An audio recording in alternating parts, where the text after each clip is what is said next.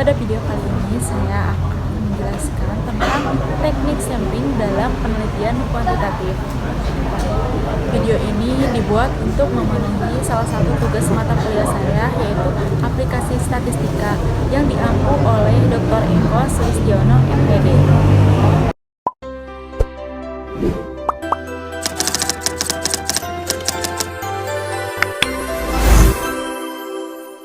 Pada kesempatan kali ini, saya akan menjelaskan mengenai teknik sampling dalam penelitian kuantitatif. Baik, sebelumnya saya akan menjelaskan terlebih dahulu apa itu populasi dan juga sampel.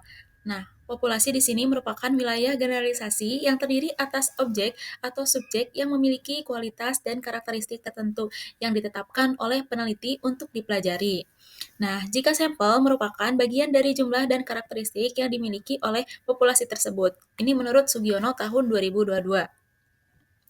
Baik, selanjutnya di sini ada sampling. Nah, sampling ini adalah cara memilih sebagian anggota populasi yang dianggap mewakili keseluruhan populasi, sehingga hasil penelitian ini dari sampel tersebut dapat digeneralisasikan ke populasi secara keseluruhan. Tujuannya agar peneliti tetap efisien, objektif, dan juga representatif. Selanjutnya di sini ada teknik sampling menurut Sugiono tahun 2022. Teknik sampling ini adalah cara untuk menentukan sampel yang jumlahnya sesuai dengan ukuran populasi agar diperoleh data yang benar-benar mewakili. Baik, selanjutnya di sini ada teknik sampling. Nah, secara garis besar dibagi menjadi dua bagian, yaitu yang pertama probability sampling, yang kedua non-probability sampling. Nah, yang probability sampling ini teknik yang memberi peluang yang sama bagi setiap anggota populasi untuk terpilih. Yang pertama ada simple random sampling, yang kedua stratified random sampling, dan yang ketiga cluster sampling, yang keempat systematic sampling. Nah, yang kedua non-probability sampling. Ini merupakan teknik yang tidak memberi peluang yang sama karena pemilihannya tidak dilakukan secara acak. Nah, yang pertama di sini ada purposive sampling, yang kedua convenience sampling, dan yang ketiga ada quota sampling. Nah, di sini yang pertama ada probability sampling, yang dimana tadi sudah dijelaskan bahwasannya setiap anggota populasi ini memiliki kesempatan yang sama untuk menjadi sampel.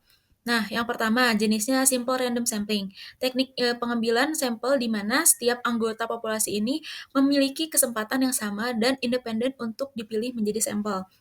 Teknik ini digunakan jika populasi ini bersifat homogen, artinya semua anggota memiliki karakteristik yang mirip. Sebagai contoh, ini dari 200 tutor PKBM, peneliti memberi nomor 1 sampai 200. Nah, kemudian memilih 50 orang secara acak dengan undian. Nah, ini eh, pemilihan secara acak dengan undian ini merupakan jenis simple random sampling. Nah, yang kedua ada stratified random sampling, di mana teknik ini membagi populasi menjadi beberapa strata atau lapisan berdasarkan karakteristik tertentu. Kemudian sampel ini diambil secara acak dari masing-masing strata. Nah, stratified random sampling ini digunakan jika populasi bersifat heterogen dan terdiri dari kelompok berbeda, misalnya berdasarkan jenis kelamin, usia, ataupun wilayah.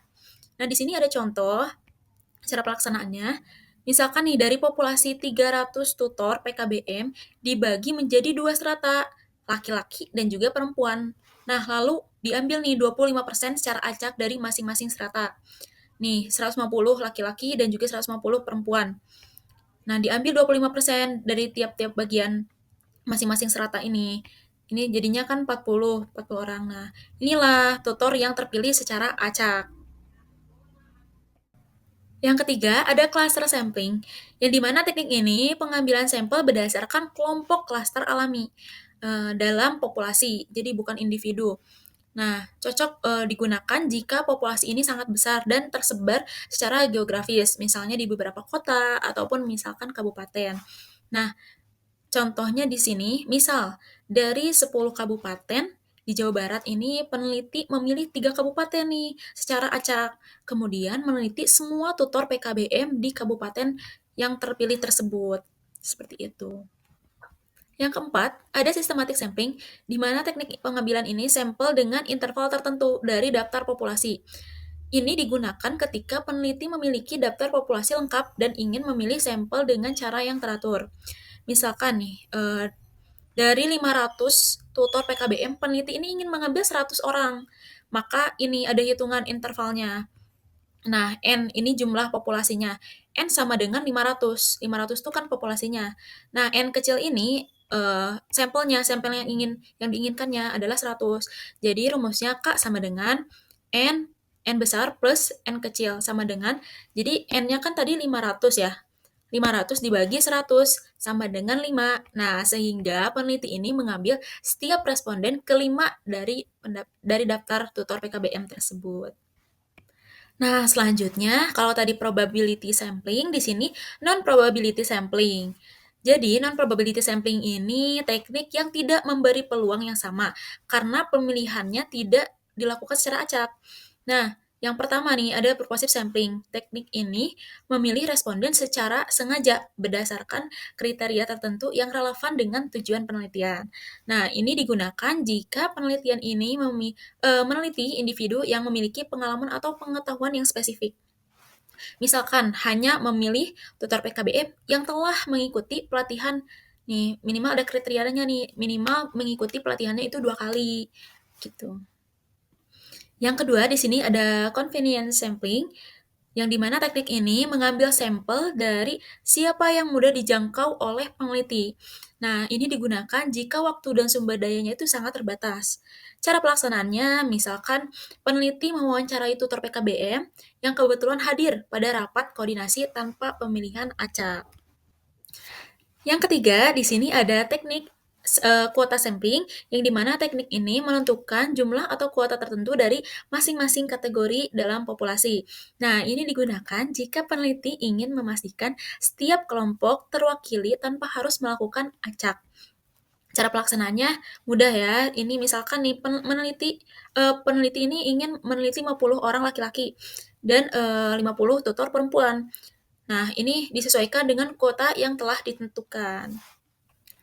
Oke, yang terakhir di sini saya akan menjelaskan mengenai penentuan jumlah sampel. Nah, sebenarnya banyak rumusnya, tetapi saya akan menjelaskan mengenai rumus Lovin.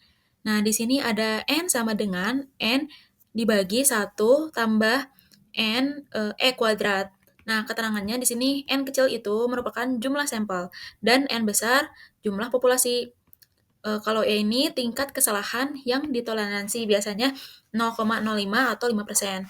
Nah, misalkan nih, jika populasi penelitian ini sebanyak 1.000 orang, maka tadi kan N besar itu jumlah populasi. Nah, jadi 1.000 dibagi 1 tambah 1.000 dikalikan dengan 0,5 kuadrat gitu. Nah, ini hasilnya 286.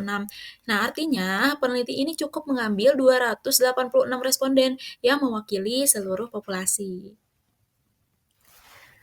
Nah, dapat disimpulkan dari penjelasan tadi, bahwasannya teknik sampling ini dalam penelitian kuantitatif bertujuan untuk memilih sampel yang representatif agar hasil penelitian ini dapat digeneralisasikan dengan tepat.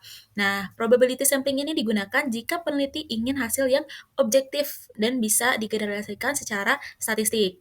Nah, jika non-probability sampling digunakan jika peneliti ingin data yang cepat dan juga praktis atau bersifat eksploratif gitu. Nah, pemilihan teknik sampling ini harus disesuaikan dengan tujuan penelitian, karakteristik populasi dan juga sumber daya yang tersedia. Dengan pemilihan yang tepat, hasil penelitian akan valid, reliable dan juga berkualitas tinggi. Terima kasih telah menonton video ini. Semoga penjelasan tentang teknik sampling dalam penelitian kuantitatif ini bermanfaat dan menambah pemahaman kita semua. Assalamualaikum warahmatullahi wabarakatuh.